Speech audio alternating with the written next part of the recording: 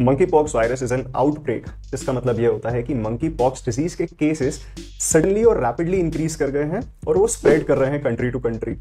इस आउटब्रेक का epicentre European countries है, लेकिन दूसरी कंट्रीज इंक्लूडिंग इंडिया में भी इसके केसेस देखने के लिए मिल रहे हैं। मंकी पॉक्स डिजीज एक वायरल डिजीज है, similar to smallpox disease यानी कि चेचक की बीमारी, लेकिन उससे काफी कम सीवियर है।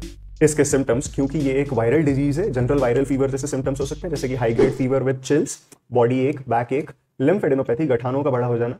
लेकिन इसका सबसे स्पेसिफिक जो सिम्टम है वो है रैश। इनफैक्ट सबसे स्पेसिफिक होने के साथ ही सबसे पहला सिम्टम्स भी बहुत सारे केसेस में सिर्फ रैश ही होता है। मंकी पॉक्स डिजीज का जो रैश है वो एक पिंपल की तरह राइज होता है। वो पिंपल बड़ा होकर ब्लिस्टर बन जाता है, ब्लिस्टर फूटता है, उस पर स्कैब बन जाता है और इवेंचुअली वो स्कैब फॉल कर जाता है। ऐसे बहुत सारे रैशेस जेनाइटल एरिया में सबसे पहले देखने मिलते हैं, including anal mucosa, oral mucosa, face, palms और सोल्स पे भी। मंकी पॉक्स डिजीज का स्प्रेड मंकी पॉक्स से इन्फेक्टेड इंडिविजुअल्स के बॉडी फ्लूइड से कांटेक्ट से हो सकता है, और ये कांटेक्ट डायरेक्ट और इनडायरेक्ट दोनों हो सकता है। यानी कि आप उसके सिक्रीशंस, उसके बॉडी सिक्रीशन से डायरेक्टली कांटेक्ट में आए तो भी आपको मंकी पॉक्स डिजीज हो सकती है, या इनडायरेक्टली कांटेक्ट में आए, जिसका मतलब ये होता है कि उसके सिक्रीशंस उसके बेडिंग्स, लिनन्स या क्लोथिंग्स पे लगे थे और आपने वो टच कर ली, उससे भी आपको मंकी पॉक्स डिजीज हो सकती है। इसके अलावा इस वायरस का एनिमल स्प्रेड भी नोटिसेबल है, स्पेसिफिकली रोडेंट्स और प्राइमेट्स यानी कि बंदरों से।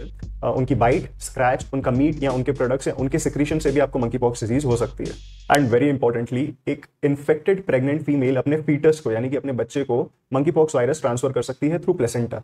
अब एक इन्फेक्टेड पर्सन कब तक दूसरों को ये डिजीज ट्रांसफर कर सकता है, इसे कहते हैं इन्फेक्टिव फेज, और ये लास्ट करता है जब तक उस इन्फेक्टेड इंडिविजुअल की बॉडी पे रैश लास्ट करते हैं, which is nearly 2 to 4 weeks. और as per the data available, इस डिजीज की मोर्टेलिटी लो है, more than 90% of the individuals recover कर जाते हैं।